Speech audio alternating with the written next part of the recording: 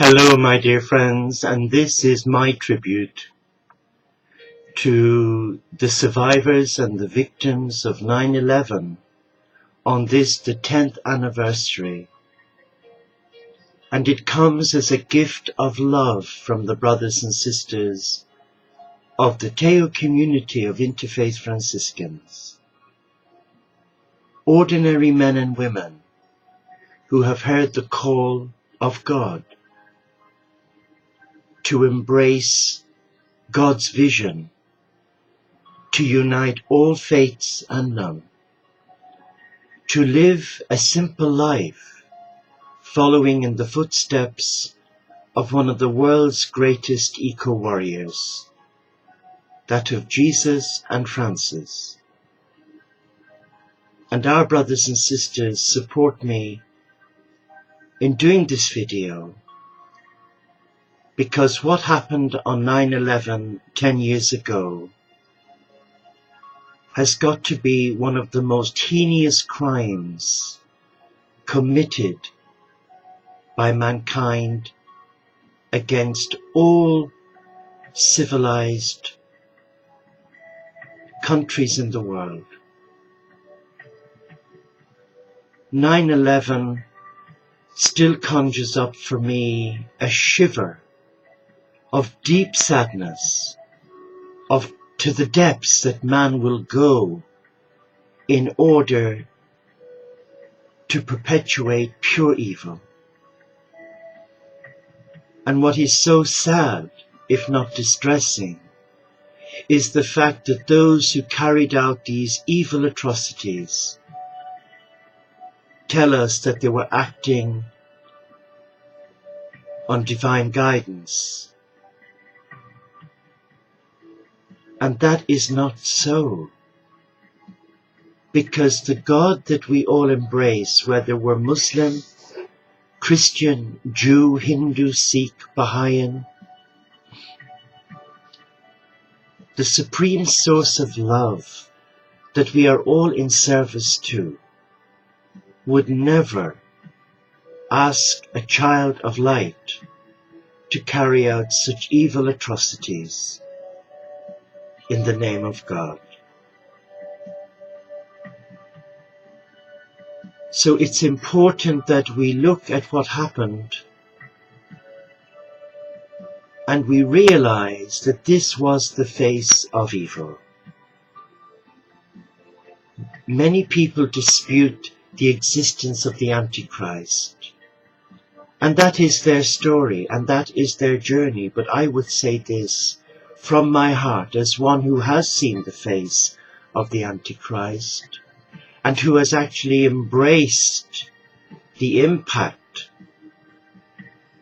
with love when two of my own family discredited me on the internet.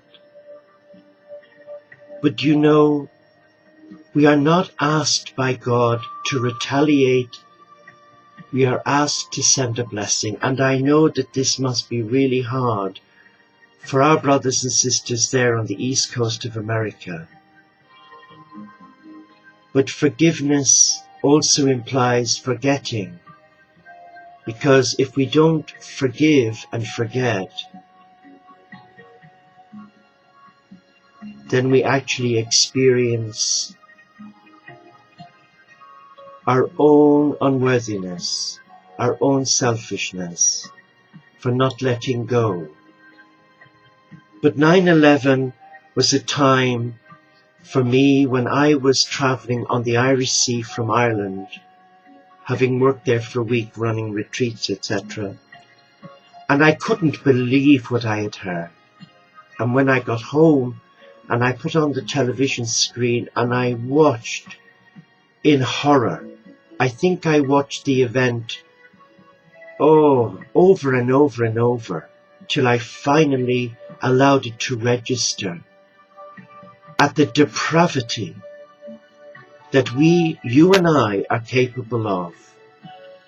Because the men and women behind this evil atrocity, in the eyes of God, they are loved. They are loved. But their actions are not acceptable. And they were created a child of God, as you and I are, and they have been given the same opportunities as you and I are given each day, either to go into our heart and embrace a loving God who does not buy into religion.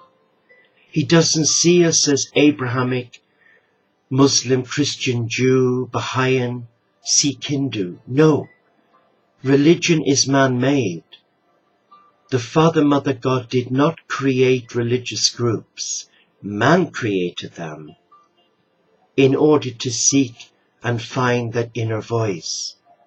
But this God of love, this supreme, divine, omnipresent, omnipotent God would never dream of speaking through the Prophet Muhammad or Jesus or Buddha to desecrate innocent lives.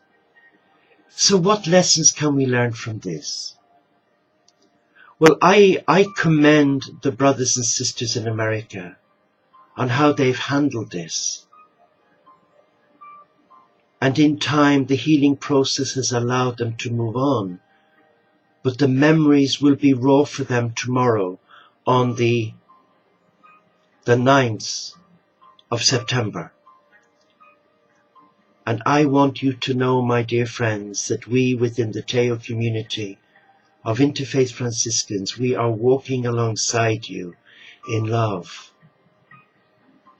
And we offer you all the prayerful support that we can give you. But I think one of the important lessons we must learn from the atrocity of the Twin Towers is that evil has a face and the Antichrist has a presence. And where there is love, there is light, and where there is light, there is God. But we also know that there are two forces in opposition to one another as I speak. There is the force of goodness, which represents love, and God is love. Whether you buy into the concept of God or not, there is yin and yang, night and day, light and dark. And those actions perpetrated on the Twin Towers and those innocent lives was evil. So what is evil? Well, in my simple understanding as an interfaith enclosed monk, I would say it's where man and woman takes their mind away from their heart, where they embrace an inner voice of aggression, and they destroy the temple of light. And today, we are guided by the letters of the Cosmic Christ to all of us, who speaks to our hearts. Embrace love. Embrace love. Because where there is love, there is light. And where there is light, there is joy.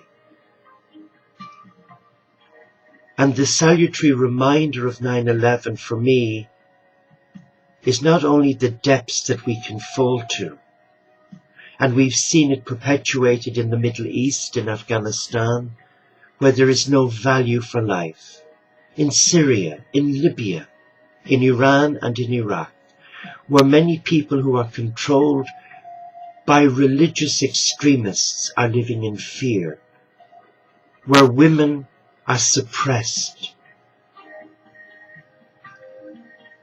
where God's children are denied freedom.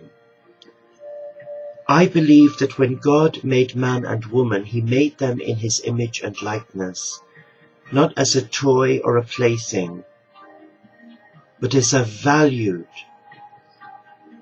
entity of light. So 9/11, we have to move on, yes, but we must never forget the face of evil. Because in the world we live in, we soon forget, don't we? Yes, we do. We soon forget. And we need to be reminded that this is the depths that we can go to if we take our eye off the ball. Bless you.